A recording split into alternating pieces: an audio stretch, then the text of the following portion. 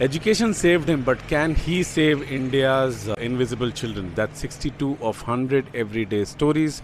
The story is of Raman Bahl. Raman was born in a typical middle class family in New Delhi, and his family is of accomplished sports people.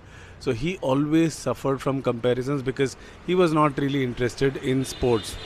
And while growing up, he tells me that he had a lot of insecurities, did not know who he really truly was, and he decided to walk on a path that was laid out for him, despite knowing that that was not his path. He did his engineering degree and then hoped to find a software job. And then a chance opportunity came in the form of a volunteering assignment at a blind school in Delhi. And Raman says that is when he truly found himself. The kids helped him rediscover who he was, and in many ways they saved him.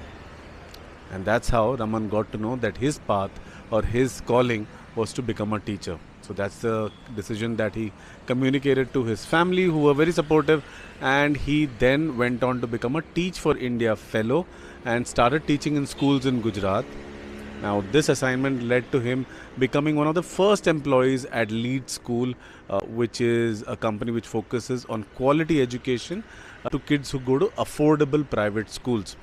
And this company also started its own school in Gujarat, and Raman was its principal, and he was a principal at an age that most of us just about complete our education or get out of college, all at the age of 23.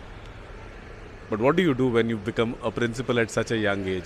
You actually tackle one of the most difficult problems ever, and that's what got him to start his not-for-profit Learning Initiatives for India, or LIFI as he calls it.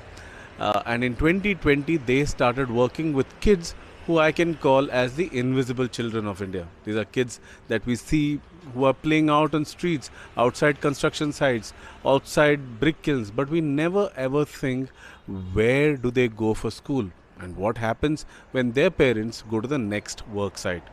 And that's what LIFI does through its youth leaders and centers. They ensure that these kids get continuous education, and even when the kids move from one side to the other, the youth leader sometimes travels with them to ensure that they get admission in the new school that they go to. Now the point is, despite all of Raman and his team's work, this is a very big problem to be solved by a bunch of people, and they need our help. So yes, if you have, philanthropy budget, CSR budget, if you're an individual or a company and you would like to help Raman out, reach out to me, because Raman could have been in TCS, Wipro or Infosys, but he chose to fight for the kids who saved him when he was a youngster.